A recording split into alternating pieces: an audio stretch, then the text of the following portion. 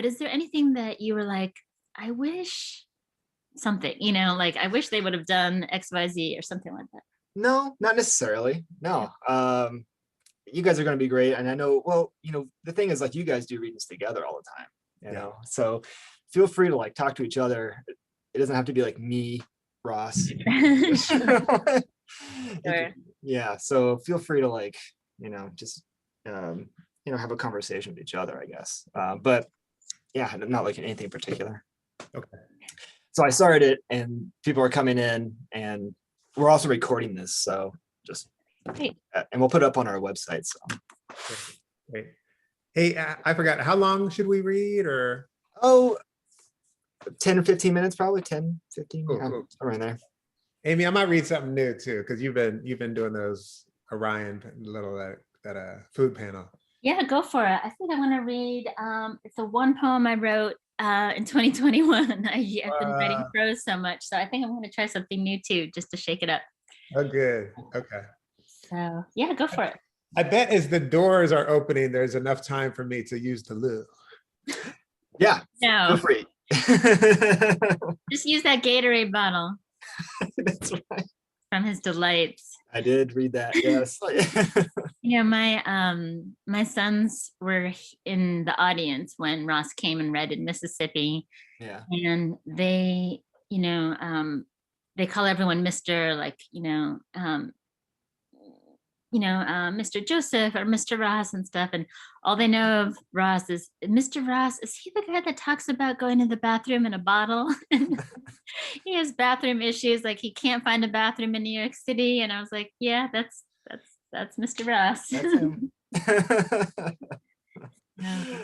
That's funny. All right, and then the only last little question, I know people are already here, Okay. but I want to make sure, because every Zoom is different. On my instructions, it said read first, then we chat, or no, it said chat first, then we read. Yeah, we'll probably we'll talk a little bit first, and Okay. then we'll read, and then we'll do audience Q&A the last 10 or 15. Perfect. Great. I just want to make sure. Yeah. All the Zooms are starting to blend in together, and Yeah, I know. I totally feel you. great. Okay, well, I'm so glad that we have about, half the people, we had record-breaking attendance sign up for the reading. So I'm assuming some people might just show up a little bit late. But we should get started. And I wanted to just thank everybody for being here for I think this is our 6th week of our 10-week reading series. And this week we are lucky enough to have 2 amazing poets who we have had before and have agreed to come again. So I guess that's a good sign. We have Ross Gay, who has been here 3 times now, and Amy Nezhukumatathil, who's been here 2 times. And I know you guys read together all the time, so it's great, but we've never had you paired up together. So it's wonderful to have you both. I wanted to just tell you a little bit about the Zoom reading and do a brief introduction, and then we'll get right into the poets and have a little conversation about their work before they start reading. So just to let you know, we have a chat that has been active in the past few weeks, and it's always fun to see people collaborate with the reading. And instead of it being silence after somebody read a poem, you can, in place of applause, you can put something into the chat, or we've had a lot of great commentary on people's work. But we also have a Q&A Dropbox. So anytime during the reading, please drop something into the chat box, the Q&A chat box, and I'll make sure we try to get to everybody at the end. I don't know, we'll try to get to as many as we can in the last 15 or 20 minutes of the reading. But we'll go ahead and just start, and I'll begin with some bios. Today with us, we have Amy Nezhukumatathil, who is the author of the New York Times bestselling illustrated collection of nature essays and Kirkus Prize finalist, World of Wonders, In Praise of Fireflies, Whale Sharks, and Other Astonishments, right here, which has been chosen for the Barnes & Noble Book of the Year. And she has 4 previous poetry collections: Oceanic, Lucky Fish, At the Dried-In Volcano, and Miracle Fruit. Her most recent chapbook is Lace and Pyrite, a collaboration of garden poems with who else but the poet Ross Gay.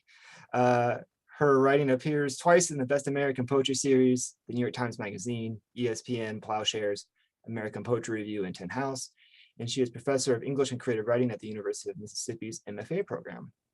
And joining her is Ross Gay, who is the author of 4 books of poetry: Against Which, Bringing the Shovel Down, Beholding, and Catalog of Unabashed Gratitude, which was the winner of the 2015 National Book Critics Circle Award and the 2016 Kingsley Tufts Poetry Award, and was a National Book Award finalist. He's also the author of the New York Times bestselling collection of essays entitled The Book of Delights, and of course is the co-author of Lace and Pirate with Amy. He is a founding editor of the online sports magazine Some Call It Ballin', in addition to being an editor for the chapbook presses Q Avenue and Ledge Mule Press. Ross is a founding board member of the Bloomington Community Orchard, a nonprofit free fruit for all food justice and joy project. He also works on the Tenderness Project and teaches at Indiana University. So thank you so much for joining us once again this year, and I hope you're all doing well. Yes, thank you for having us. Thank you, thank you. Yes, we're this is over. We're into year 2 now of the pandemic, and hanging in there. But Zoom, I know, is annoying for many people, but one of the great things is just being able to see dear friends and old friends again without leaving my house, in some way. So it's both a positive and a negative thing. No, it's been wonderful this year to have all these old friends back who we've had in the past and we wanted to invite again, and of course having new faces. And we have people from all over the country who get to come to these readings instead of just locally. So it's been a lot of fun. I was going to ask you maybe to start off with, I was mentioning your chapbook that you guys wrote together, and you guys have been friends for a long time and collaborators now. I was kind of curious about how you guys collaborate together and how that project came together, and maybe also just thinking about like how did it inform your writing, or what were some challenges in being like an artistic collaborator? Amy, would you like to start us off maybe thinking about that project? Yeah, sure. Thank you. This was such great questions. We haven't been asked about that in a while, so it's actually perfect because this is it's coming out. It's being re-released in a couple of weeks, but you could pre-order now, and it's with this incredible press, a friend of Ross's. At Get Fresh Publishing, and this started back in 2011.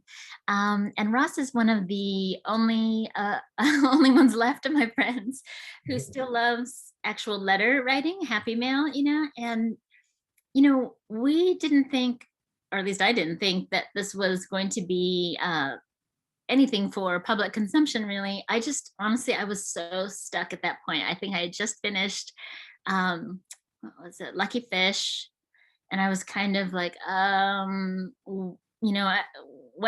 next? I mean, I was just stuck for as much. I always tell my students, so I want to make clear in case they're watching, I still don't believe in writer's block, but there's definite ebbs and flows in what I write.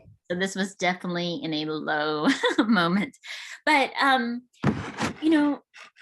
so in our letter writing, and we've written letters before this, but then we just got talking about like what happens if we do, gosh, Ross, you're gonna have to remind me. I think I visited you first. I think I saw your garden first. Got to see Bloomington's amazing community gardens that Ross was a founding member of. And then, I think from there, our conversations became, well, why don't we do kind of garden reports, And I don't think we were at that point even still saying like, yeah, we're going to publish these. It was just literally write. I mean, I'd still write a letter and then maybe I'd do kind of a garden report. I really only had him in mind when I was doing this. But then as with everything, as everything, this is how I write. I thought I was going to start in one way. It always started with the garden. And then these kind of other bigger kind of subjects, not bigger, but just other subjects started branching off from there. So it became this beautiful kind of correspondence over the course of a full season, of a full year. It started in summer and ends in summer over the course of a year. Just taking notice of what was growing in our gardens. And our gardens are very different. Mine are in Western New York, where I used to live, were very much kind of perennials and flowers. Some container gardens, but not much. It was mainly flowers, and then Ross's was edible. So yeah, Ross, do you want to add on anything? Yeah, well, one thing that it made me remember is that when we were doing this, so we had a conversation about 3 hours ago, and in that conversation in the Zoom universe, and in that conversation we were sort of trying to think about how the idea of like what it feels like now coming to books and writing books, like are we writing just individual poems, individual essays, and we both were talking about how our relationship to that changed, just because when we were starting writing poems, we were just writing poems. You write a poem, Yeah. and then maybe eventually you get enough of them to make a book. And it's so interesting because that collaboration, totally, it was just like we're writing poems, and who knew what they were going to become. And eventually we were like, oh, maybe we have something here. And at this point now, if I were to be like, yeah, let's do some things, I'd be like, well, this could be a book, this could be a book. And Because now I know what a book is, and I know you can make a book. But when we were starting, I was still a little bit like, yeah, I guess you can kind of make a book. And do you think that's a bad thing though, Ross? Like, No. okay, I'll just say for the audience, Yeah. and I know it's on me, I'm aware, so you don't need to remind me or anything like that, but we started another collaboration on trees, where we went back and forth, and I live now in Oxford, Mississippi, and we were kind of not doing a tree report, but just writing about trees, and we ended like I'm up next, and that was maybe 2 years ago now. So it's on me, I'm aware. Life happened, both of us had books come out, and but I wonder if it's a bad, like, I wonder maybe I'm asking this for myself. I wonder if the reason why I haven't written you back is like, oh gosh, this is becoming a book, Oh yeah. subliminally, or if it's like, if I'm thinking, I don't know, I think maybe I have the answer to that, but do you think that's a bad thing? Like, are we working towards a book or a project, or that other people will be looking at this and it's not just like a goofy garden report kind of thing? Yeah, I could see that being, I don't think it's good or bad, like inherently, but I could see it being, Like I- pressure, maybe? yeah, I could see it being like sort of a pressure, or I could see it being also like, what I would think like the sort of negative possibility is like driving it toward a kind of conclusion Yeah. I would not be interested in. But the idea of like a thing, maybe this might be a book, if we find it beautiful and confusing and beautiful, it's being kind of neat. But yeah, but I mean, it is kind of interesting that in those intervening 10 years, A lot happened. a lot has happened, yeah. And so our relationship to the possibility of having something as a book, at which, that was around I was coming toward my second book, and you were coming to your third, I think. Yeah. So for me, it felt very much like maybe that's sort of a realm that is a maybe realm. It's like a maybe realm. Yeah. I liked your idea or the concern is like when you're putting that book together, there would be moments that it feel like kind of contrived, and like that's the fear that it would start to feel kind of like forced or whatever. And I guess this leads to like another question that we had thinking about your latest projects, in which there is kind of like a project behind them. So maybe I'll begin with Ross here, where you had like a literal project of delights for a year. And you even write about in that book about your fear of it becoming contrived. In fact, one of the chapters is like you kind of like having this cathartic moment where you're just letting all the built up ideas go so you can be more in the moment. Is that something that, I mean, I just want to know how you approached that project, where that project came from, Ross. Yeah. Yeah. That came, like literally it came, I was walking up a hill to a castle, and I had good coffee before, like hopefully Amy's having right now. I am. I'm having it's not dandelion coffee though, sadly. And I was I was at this writing this artist residency called Civitella Ranieri, and I was going to lunch, and the birds were abundant and the bees were singing to me and were, kissing me, and it was just like heaven. And Wait, I, kissing you? with a K, they weren't hissing at me, they were kissing me. Yeah, I know. Kissing? Yeah, that's what I said. It's like being a poet. I thought you'd like that. It's a wonder, Amy. It was a wonder. Okay, Rob. So anyway, the feeling was immediately like, I should write a little essay about this, because I was like sort of in a nice groove of writing, not necessarily about delightful stuff, but and I thought I should write a little essay about this, and then I thought immediately I should write an essay every day for a year about this. And I think at that point I was like, oh, this would be interesting. I don't know that I was like, this would be a book, because I don't know if I was quite at that. I feel like this thing becoming a book, it was when I was like, oh, that's one of the ways you make a book, We were talking about this a little bit earlier too, but before that, I wasn't quite sure. Now I have a little bit of a better sense of like, and that has things to do with many things, but one of the things is like kind of a sustained inquiry that will be interesting for a length of time, maybe, something like that. But when you're talking about sort of things getting, I forget how you put it, contrived or something, how to have a thing that is a kind of project without it becoming sort of contrived or predictable or mapped out in a way, because that's the last thing. And so when you give yourself a thing of like, here's your constraints, you got to write it every day, write it quickly, and write it by hand, and it's going to be about things that delight you. You are kind of setting that up. Your question makes me realize you're setting it up. And I think part of in retrospect, part of the exercise of writing that book and keeping it interesting was to sort of figure out like formal or syntactical or even compositional strategies that did not make me get really good at it, So I didn't want to get in control of it. I wanted to figure out how to, so sometimes you'll see like suddenly like little moments of plays, like it's like a play will show up in one of the essays, like my brother says something, then I say something, and then my brother, just like a way to sort of make it like, this is just a formal little accident I'm going to introduce here and see what it's like.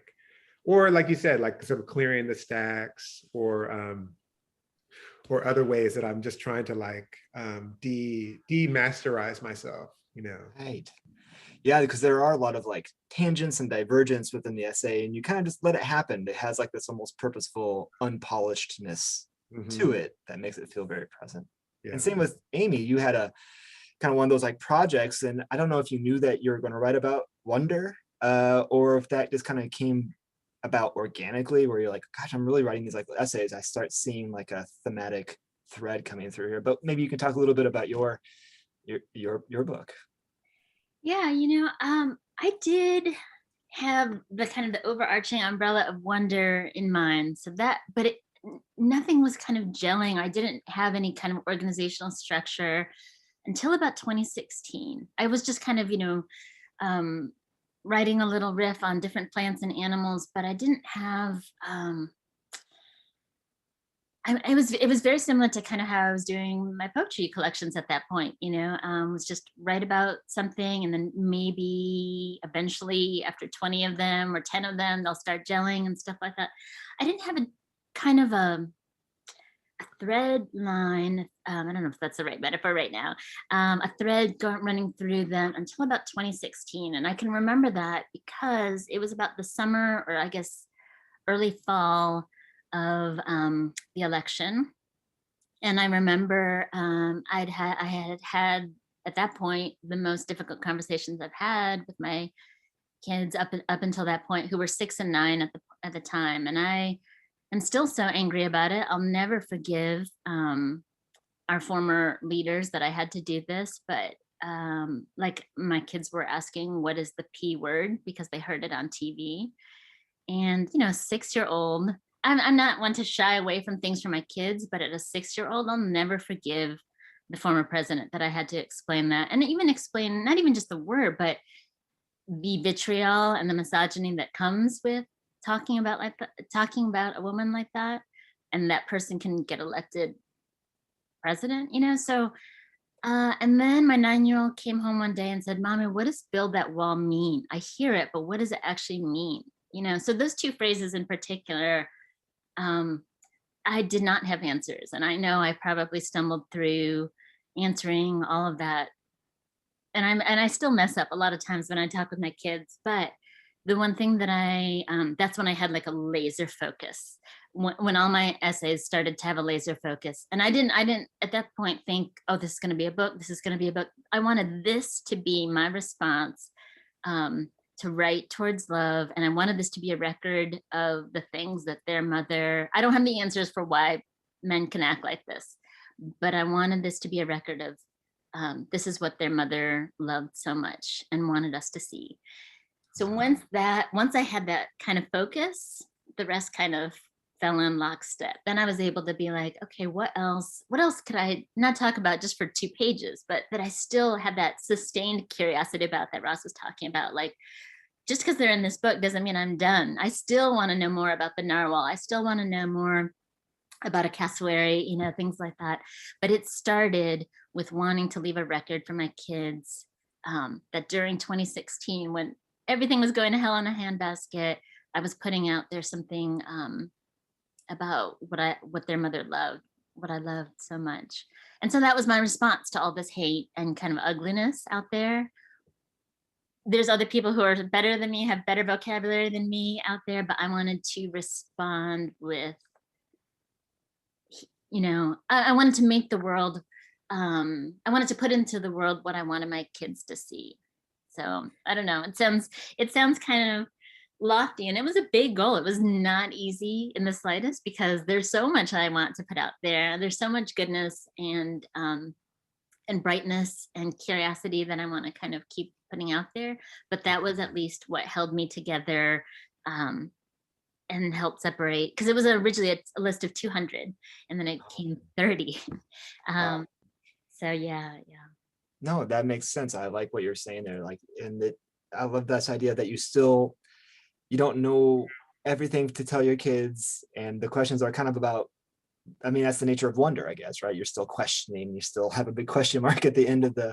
Absolutely. And I can't emphasize this enough. So the things that I included there are things where I messed up, like swimming with a whale shark. I'm never going to do that again in an aquarium, you know.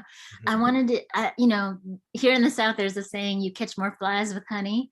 I didn't want, the last thing people needed in 2016 was to say, you must live like this, you must have wonder. I don't want to force that in people's lives, but I could at least say, here's my take on it. And I messed up too. And hopefully that will encourage you to share something with me, something that you are curious about. And together that's better than this ugliness that we see out there, you know.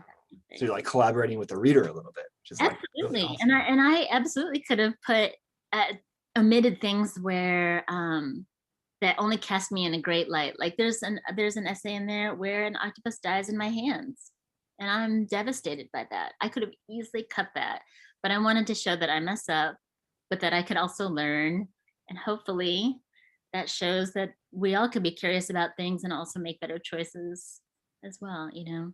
Right. Anyway. And Ross does that too. I mean, like, part of the delight is there's always like kind of like darkness too, that works against the delight and like works against the wonder, which is a prominent part of both your books. That's not just like happiness. There's happiness with a caveat, you know. Maybe Amy, you can start us off with the reading then. Do you want to read from some of your work? Sure. I'll read just maybe one little piece from World of Wonders, and then one brand new poem that I haven't read out loud before. All right. So this is going to be, let me see here. I have to show this because I adore these illustrations. Not all of the essays in here, but most of them are illustrated by this incredible artist named Fumi Nakamura. And she, you know, I just never saw anybody with last names like ours in these nature books when I was growing up. You know, Nakamura and Nezuko Matato. I'm just so thrilled to be working with her. on this, and they have these, it's called, I guess the term is like one spot color, so that's a callback to the science books that I loved in the 70s and the 80s that just had one color and stuff. So she was able to give that kind of retro look to these animals while still being biologically accurate. There's no picture for this one though, so you'll just have to imagine it. This is the gray cockatiel. When Chico, my parents' beloved gray cockatiel, flew away, Dad drove loops around the lake, windows rolled down in the 90-degree heat, calling the bird's name in a thick, coconutty Indian accent. Mom paced the sidewalks with Chico's 3-story white iron cage. Okay, hang on one second. So this is basically my parents' son now, essentially. Now that they have an empty nest, basically. So when I say it's 3 stories, it's like a palace. It's like a palace bird cage. It's giant. Anyway, because I think some people are like, 3 stories? Is it 3 stories? Yeah, it is 3 stories. All right, Mom paced the sidewalks with Chico's 3-story white iron cage hoisted high above her head, doors wide open, in hopes that Chico would swoop straight home to his ceramic cup of fat sunflower seeds and bouquet of millet spray. After my younger sister and I had both settled into jobs and there was no more threat of either of us needing to move back in with them, my parents did what thousands of parents do when faced with an empty nest. They bought a new pet. The gray cockatiel is the smallest parrot in the cockatoo family. Most of their body is, you guessed it, gray, but it's also white, and most have a creamy yellow face. Cockatiels are famous for their cheddar cheeks, their tiny wheels of orange on each cheek, making them little clowns of the bird world. They're about 3 apples tall and slightly lighter than a deck of cards, living on average 20 to 25 years. They're the only parrot whose tail ends in a point and not a fan shape. They're so easy to take care of. They need at least 12 hours of sleep a day, perfect for retirees. Every morning, before my parents even had their coffee, my mother would gently remove the blanket over Chico's cage and take the lid halfway off so Chico could climb up and hang out and perch and argue with them until dinner when he whistled his whistle of, "I think I want to sleep now." Then my mother would put down her crossword puzzle, close up his cage, say goodnight to him, sometimes sing a song, and arrange the blanket to darken his cage. It was a good, calm, soothing routine. But one fateful spring day, after leaving both the garage door and the inner door to their house open, my parents found out that neither of them had trimmed Chico's flight feathers in months. A particularly loud motorcycle zoomed down their street and off he flew, zipping with his fresh freedom down the street and toward the lake. Now, cockatiels are the only parrots more famous for their whistling than their talking. Some cockatiels know how to whistle whole tunes, but those are quite rare. You could teach a cockatiel the following tricks: flips, handshakes, how to fly away and come back on demand, extending their wings as if they're about to offer up a hug, and a whistling on command. Now, Chico knew none of those things, but he did know part of an old folk song in Malayalam. Tata me pucha pucha, tata me pucha pucha. This roughly translates to, "Watch out for that cat." My parents do not have a cat. My parents spent all afternoon circling the lake, calling for Chico to no avail. At twilight, Dad wept as he finally pulled into the driveway, and Mom walked to the driver's side window and threw one of Chico's jangly rope toys into my father's lap, hissing, "What's the use? What's the use?" Surely the hawks or the Florida heat would have soon pierced the thin belly of their bird. Dad gripped the wheel tighter, as if trying to catch his heavy sobs into the dark center of his hands. And suddenly, there it was, the shriek they knew so well, the tiny white mohawk, the splendid flash of yellow and gray on the tip top of their persimmon tree. Even the fruit was unharmed by his tender claws. Dad scooped Chico up into the boat of a black umbrella, and my parents cooed over their wild luck. Later that night, they clipped their cockatiel's wings in the kitchen sink. My parents slept sound that night after walking miles around their neighborhood lake, their bed made extra soft and now so full of hope. As Emily Dickinson once wrote, hope really is the thing with feathers.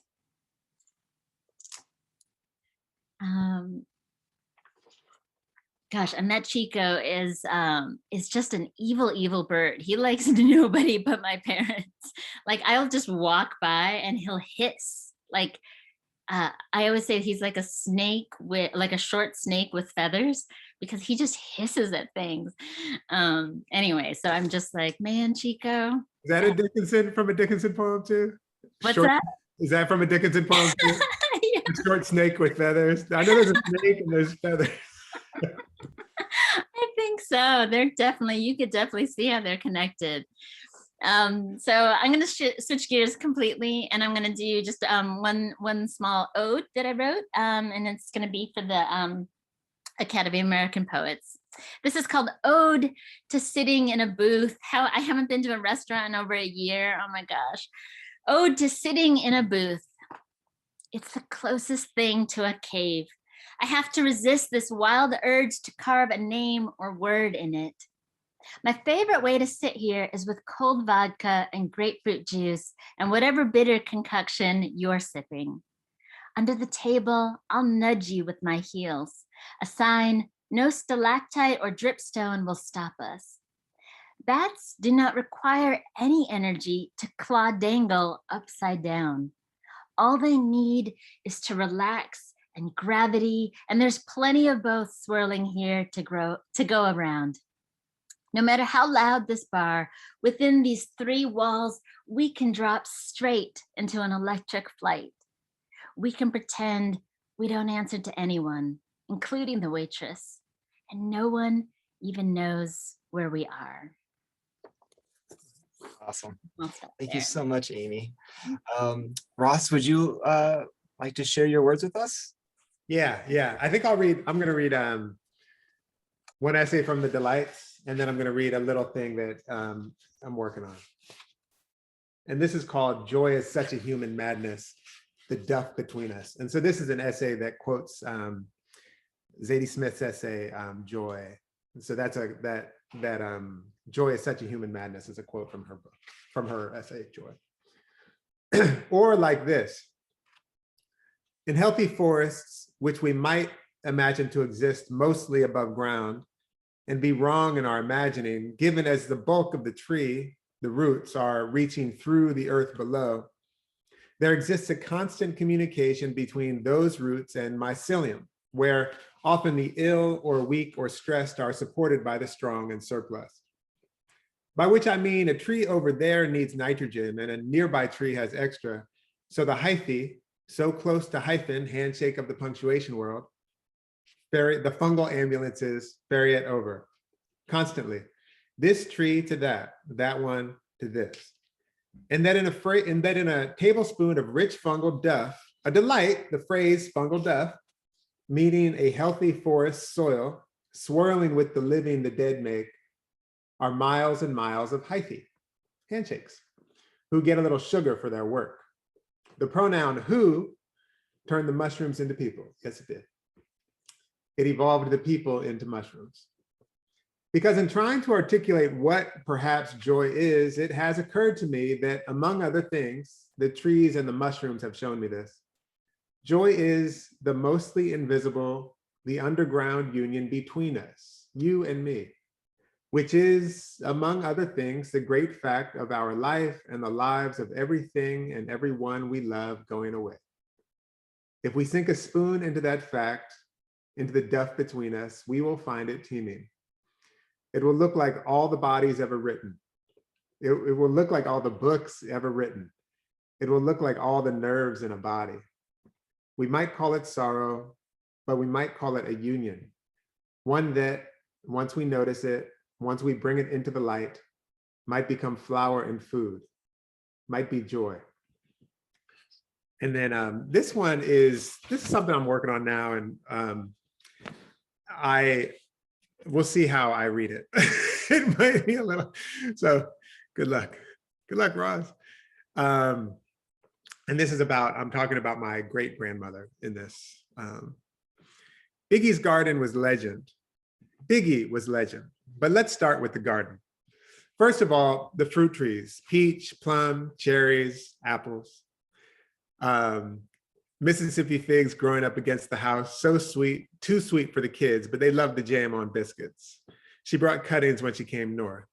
Same with the muscadines, though they didn't take. The plum tree tall enough that the kids could climb up it and onto the roof, where they'd scuttle around like squirrels until she'd yell at them they were gonna come through my ceiling and run laughing back into those trees. If it was April or May, bloom time in Youngstown, they'd be up there with the million tiny bees, playing with them, watching them twist and swirl in the white flowers of plums and cherry, or the peach tree's feathery pink ones. They made a game of it sometimes. When they saw two bees in one flower, they giggled and called, baby. Or if it was July, when the fruit was coming on, Biggie might task them with picking some. She'd give them each a flour sack, and they'd climb up into those trees, eating one plum for every one they picked. That's how Biggie liked it. Roosted for hours some days, my dad and my Uncle Roy, or Bennett Jr., Mike they called him, not to get confused, the grandbabies, plucking plums, spitting the seeds out, or spitting them at each other, or chucking them. They might tease Roy a little bit that way, throw a couple at him, but not too much. Not because he was the littlest or sick, but because all those surgeries made him ready to tear anyone's throat out. He had already busted the plaster lamp over Poochie's head. So just a couple, then back off. Best to leave him alone. And sometimes Bennett's other boy, Tommy, would be there too. The boy his wife had with the white doctor when he was in Germany, where he took his first drink. I'm trying to figure that out. The marriage was over, but that didn't mean Tommy wasn't Bennett's child. Didn't mean he wasn't Biggie's child either. He was crazy for peaches. And one time after Biggie had explained to them how the fruit comes from the flower, you can see it, how the stem here connecting to the flower to the branch is the same stem as when the fruit comes on. How the inside of the flower looks a little bit like the little butt of the plum. Laughter. Oh, look at this one. You can see how the little juncture of the flower and stem is starting to swell up like that, like a little ball. You see that? Keep an eye on that. Tommy's mother must have told him when he was heading to Biggie's, he had to take his heavy coat. It might freeze tomorrow. The other kids had coats there. Poochie and Roy practically lived there. It didn't matter. And when the next afternoon it started getting real cold and the kids were playing, Tommy noticed a few flowers blow off in a cold breeze and then a few more. And then he remembered what his mom said and what Biggie said. And before you know it, he was sitting under the fruit trees crying. And then Roy comes over and asks what's wrong. And soon enough, he's crying too. And Poochie the same, crying and crying under the trees. And Mike runs and gets Biggie because Mike doesn't cry no more, but he's holding her hand and pulling her from her studying. And she sees what they're seeing and goes in and puts her pretty long coat on and sends them to get all the sheets and blankets and quilts off all the beds but hers. Out of the trunk too now, don't forget, from the couch too. That's right, Mama Gasaways too, get them all, she says. Get Mama's, get mine, get the milkman's, get them all, she says. And she directs the children to climb up into those trees. Careful now, to throw those quilts and blankets and sheets over the trees. There, that's right. Can you reach that branch, Mike? Okay, do what you can. That's good, baby. You almost covered them all. See if you can get it right there, Tommy. That's a lot of fruit right there. That's like 10 pies right there. No, don't cry, Roy. Just help Tommy. That's it. That's good. All of them. Take your coats off now. That's it. That's good. All of the sheets and blankets and quilts bundling the trees like babies with just a few branches poking out. 5 of them. Take your coats off, she says, taking her coat off. And they all know now how to find the flowers they need to save and put their coats on the branches. It's 5 of them, zipping them up around the blooms. Biggie fastening the big wooden buttons of her wool coat and snugging it gently over the blossoms, pulling up their hoods and running back into the house where after dinner, because all the blankets were in the trees, they crawled into bed with Biggie, where she'd read to them for a while before they went to sleep. The boys went out the next morning while Biggie was making breakfast, the sun bright and a perfectly clear day. The frosty grass glistened. They went over to check on their giant babies swaddled against the cold and all those quilts and blankets, stirring just so in the breeze. And walking under them in the dark canopy, they saw the flowers. Look, look, Mike said. This time he was excited, just fine. Reaching their little brown fingers to the bloom, arranging one that got kind of smushed by a blanket. They're fine, it's okay. Under all the trees, they checked, just fine, you're okay. See, you're okay. And when they saw they missed one little branch of flowers on the peach, about the length of Roy's arm, maybe a breeze uncovered them in the night. The flowers were already drooping and moist with what no one had to tell the kids was death. And they learned that day how gratitude sometimes makes you want to cry. Thank you so much. That's awesome. I love that ending.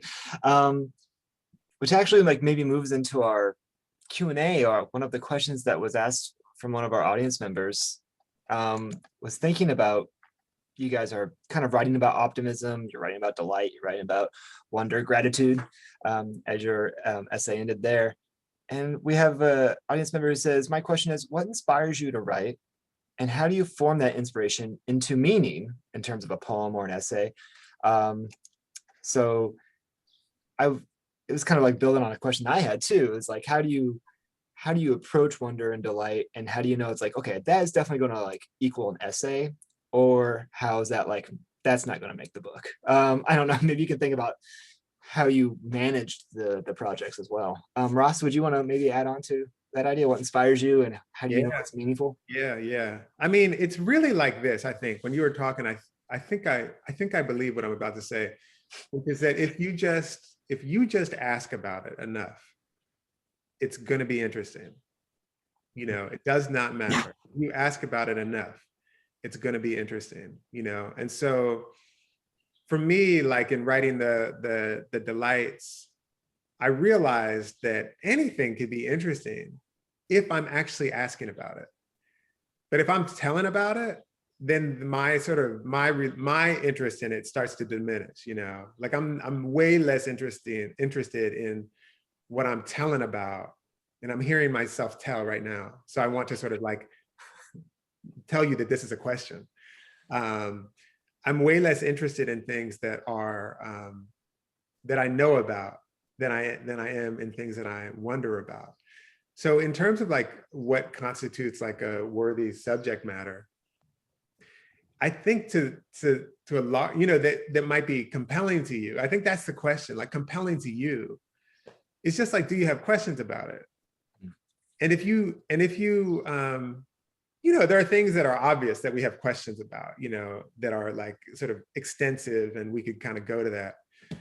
But the truth, I think, of my experience, what I'm finding the older I get, is that there's nothing I don't have questions about. And the shit that I thought I knew, what a fun and painful growing up it is to be like, hey, you thought that was the truth for like 30 years. Nope. Keep thinking. Anyway. It's humbling. Amy, you want to add on your take to that? Yeah, you know, this is part of a larger narrative, which I won't bore people with, but when I first told my parents that I wanted to go, I was a chemistry major in college, until my second to last year, like spring of my junior years, when I made the switch to English. And, you know, my parents were not happy, to put it mildly, because I was supposed to be a doctor, you know, that kind of thing. But one of the things my dad told me is that, you know, we don't know what you're doing with your life, Amy, but just promise us that you'll be this lifelong student. You promise promise you will choose something that'll make you feel like a student, is basically what he said. And at the time I was like, okay, yeah, at any point I was just ready to say, yes, Dad, yeah, I got it. But the more years that pass by, I start thinking about what a great kind of challenge that is to give to anybody, but especially to a loved one, someone that you care about, is just, I hope you, and that's like the greatest blessing that I could give to other people, is like, I hope you feel like a student for all the rest of your days, you know, no matter how many degrees or what, you know, however many books or whatever you publish, may you always feel like a student. The day I stop feeling like a student, or the day I stop being curious, is when you know I won't have a pulse anymore. That's the only reason why I won't still be having questions about just everything. And I for this book, World of Wonders, I didn't set out to be like, today I will write about race and the outdoors, because that's the quickest way to get me to have writer's block, the closest thing about writer's block. But I had questions, right? Like, so all my life, this came up recently with the murders in Atlanta, all my life, I've been told, oh, you look exotic, or excuse me, do your parents eat dogs? Or, things. I'd be shopping and someone would be like, excuse me, are you Aztec? Things like that. And then people would be like, why does everything with you have to be about race? It's like, you're like, me? You made it about race. You made it first about race, white person. I'm just trying to pick my apples at a grocery store, and you're asking me if I'm Aztec.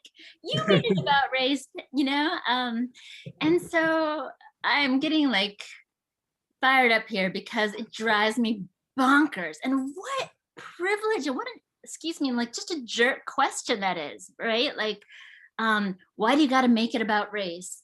I'm responding to how you made it about race. I got called the N-word when I was 7 years old. 7 years old.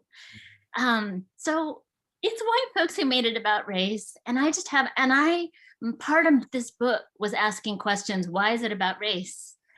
And I was writing about things that I love and writing about the things that I was curious about. But I could see, I'm writing about the vampire squid. I didn't start out to be like, I'm going to be writing about a dark time in my life. I was writing about the vampire squid, and then boom. And actually this came out of a conversation that Ross and I had together at, I think, Dodge Poetry Festival. I was telling him about, like, no one will ever believe this now, but there was 1 year in high school where I was like eating my lunch in a bathroom stall. I was so alone, and I didn't have anybody to sit with at the lunch, and which seems like laughable now. It's not that, like, it would not bother me. Like, I'd be thrilled if I'm eating lunch alone. But at the time, that was like the kiss of death. Everything was just so heavy. Junior year in high school, are you kidding? And plus I was a new girl, surrounded in a sea of white people. And I don't know, it was something. And that's part of our great friendship together, is that that I felt comfortable enough to admit that to Ross. But B, I didn't have the words exactly for it, but I could find the metaphors for that feeling of being alone by talking about the vampire squid, who's often alone in the deep, dark midnight zone. It's literally called the midnight zone because there's no light there in the ocean, that kind of thing. So again, I never purposely said, like, I will write now about nature, or I will write about wonder, and here's my outline. Some people can write like that. I just can't. That would be the quickest kiss of any kind of writing project for me. Kiss of death of any kind of writer's project is to announce what I'm doing. In the revision, absolutely. That's when I start, like, kind of honing in on, like, oh, I want to show people why it's always been about race for me. Because when I'm minding my own business, I get, called out, or I get asked, what am I? That kind of thing.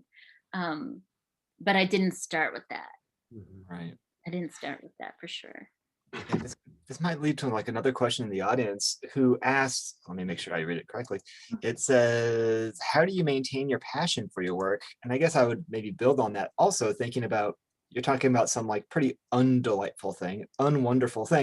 How do you kind of, like, sustain that passion, and how do you sustain that, like, that looking of wonder and seeking out delight, and maybe especially these times when things maybe seem less than delightful? Amy, do you want to maybe have your take on that?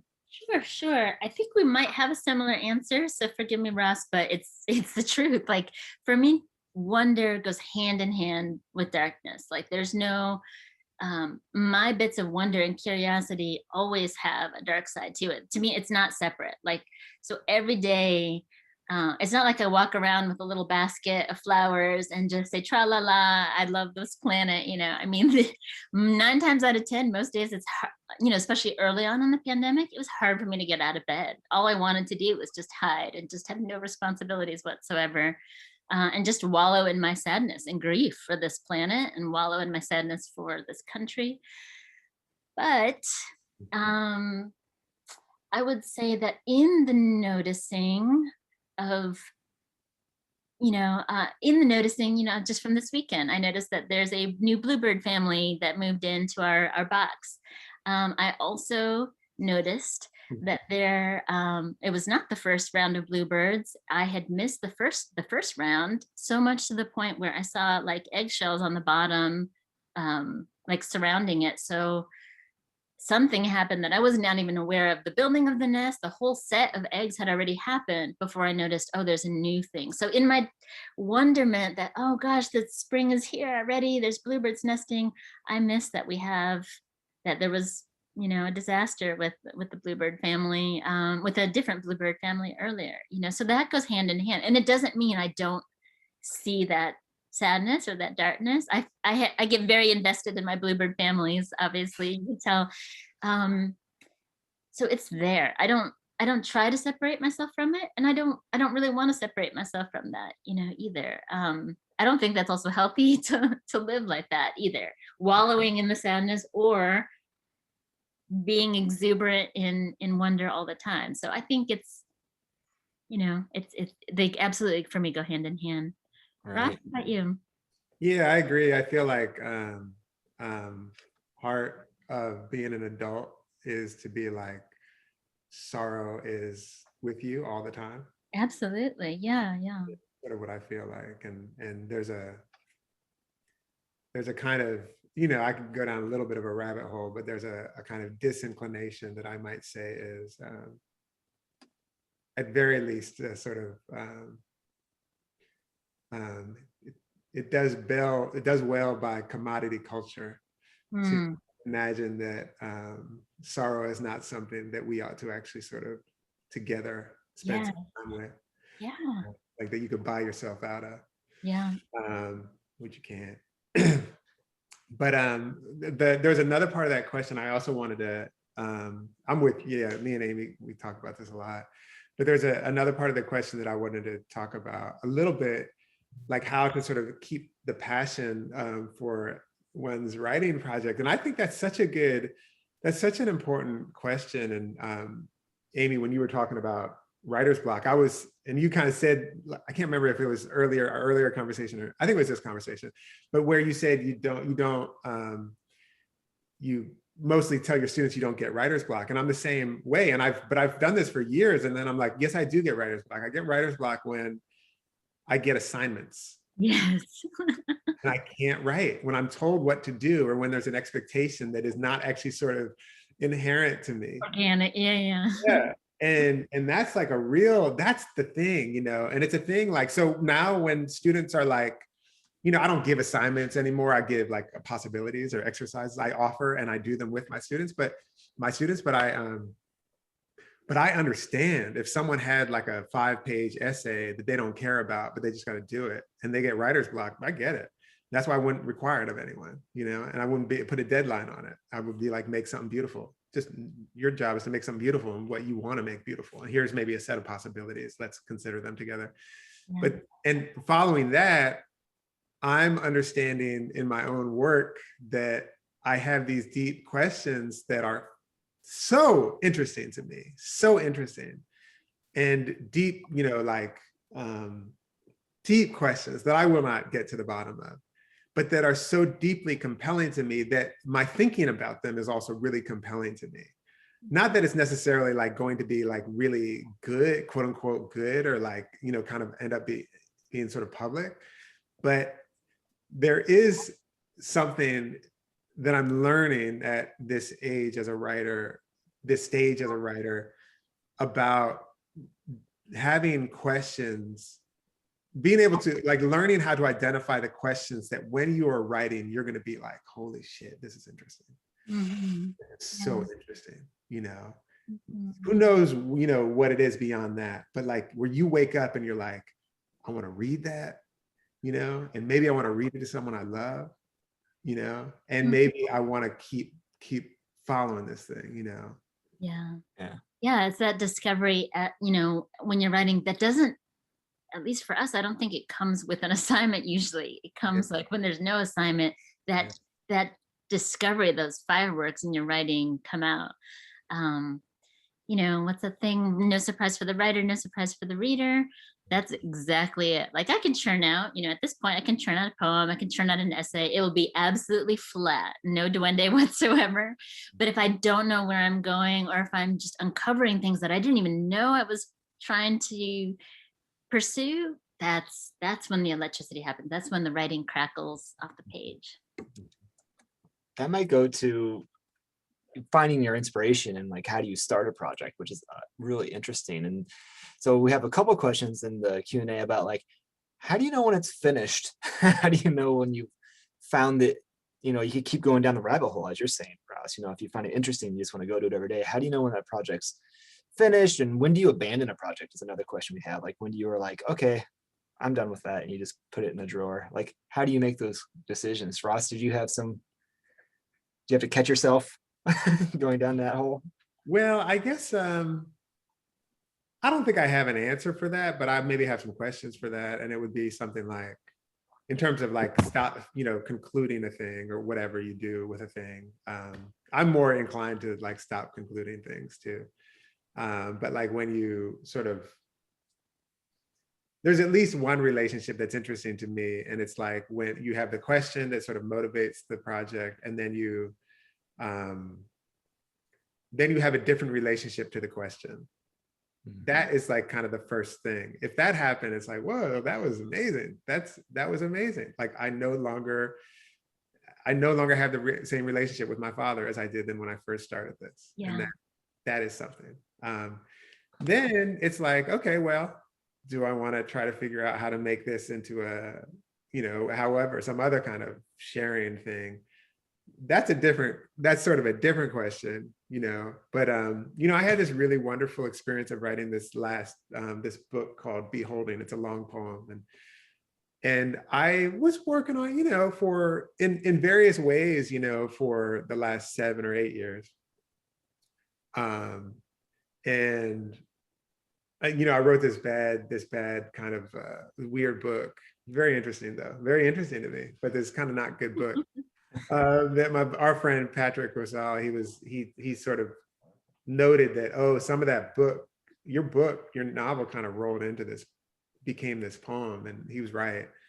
But it was a poem that I just belovedly, blessedly did not know how to write. I just loved that about it. It was just wonderful. But it felt like, you know, the metaphor that's coming to me is like I was listening for things that I could not hear. I did not know how to listen for them even.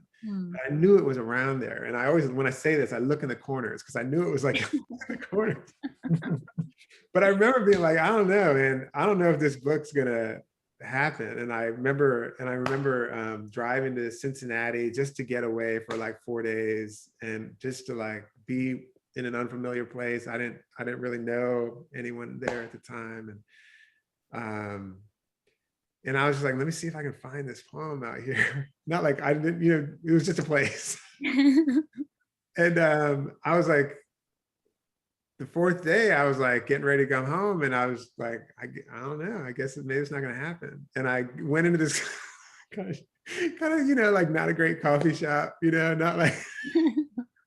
And I can remember plain as day, like there was people, like a little writing group, multi-generational writing group. It was great. So I was kind of hearing their words a little bit. I had my music on, but I could kind of hear their stuff.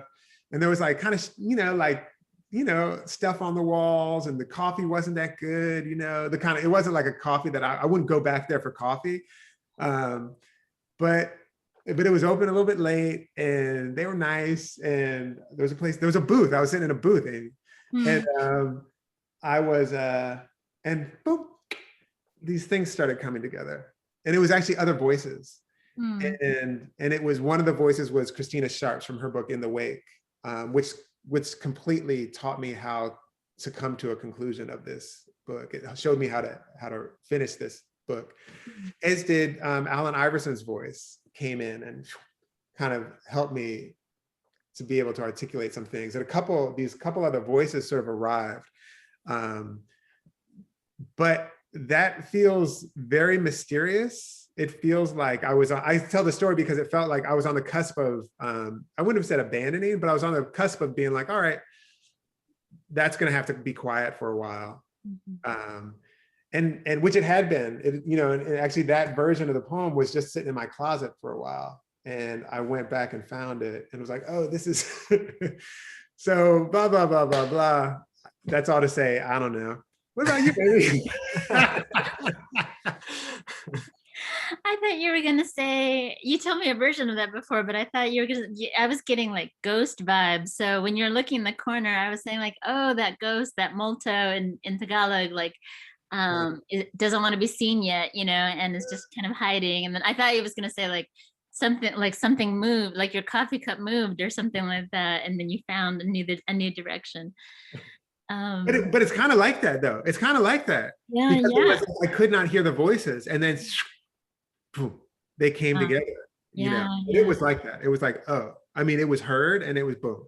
And it was not my voice. It was other voices, whose voices are also other voices. So interesting. So interesting. Yeah, I don't have a hard and fast kind of clever thing to say about endings because, so many of my books, you can see the, like my copy, I'll like pencil things in, I'm still revising things, but I know that I need as a reader and a writer, when I get to the end, no matter what, end of a book, end of a poem, even end of an essay, I want to feel changed. I want to feel like I'm in a different headspace. If it's really good, I want to feel like I've actually traveled, like time traveled, physically traveled. Suddenly I'm in Spain and then boom, I'm back in Mississippi. If I could lose myself and just almost like just focus in on the writing, that's how I know like, okay, this might be a place to pause. But if I don't feel that, if I can almost still sense my surroundings as I'm drafting something and I'm coming towards some end, it is no surprise. The ending is absolutely going to be flat for me. Like I need to change in some way, shape, or form as I'm making the thing. And 9 times out of 10, it's on the edge of surprise. Like I just want to be surprised at remembering something, or making something completely up if it's a poem, but just ending on a sound that I had never seen before in a poem, and an image I had never seen before in a poem, and a music that I've never seen before in a poem. I need to be changed in some way. Right. Otherwise, that's how I know to just keep it in my notebook for a while. Oh, that's awesome. That's great advice. We're like running out of time, but maybe this one last question to leave us off on, and this one is, I'm reading Beholding right now with such enjoyment, she says. What poets or essayists are the panelists reading these days that they're excited about? So maybe you can leave us off with some recommendations of things that you're reading right now. Yeah. Actually, I have one nearby. This newest one by Valgina Mort. It's called Music for the Dead and Resurrected. I don't know, I've always been a fan of her work, but this one in particular, there's a lot of smaller poems, and I don't know, I love Mort's work. She teaches at Cornell. It's just so beautiful I saw a reading of hers. Then one of the things about Zoom, I saw a reading of her and Ilya Kaminski, and just now I can hear her voice in all of these poems. And to me, this is a book that does what I said. Makes me forget I'm in Oxford, Mississippi for a while, and I'm just kind of floating along with her. So that's literally what's on my stand right now. Yeah. Ross? I'm rereading this book by Cynthia Hartman called Lose Your Mother. And I'm reading some John Edgar Weideman. I'm kind of rereading, it's a long time, Brothers and Keepers. But I've been kind of like deep with him these last couple of months. Writing to Save a Life is a book that came out of his about 4 years ago or something. And then he has a book called Father Along that he wrote. I think it was published in like 95 or something. That is amazing that's with me. And there's one other book upstairs that I can't remember what, but it's in my little pile of books that I brought.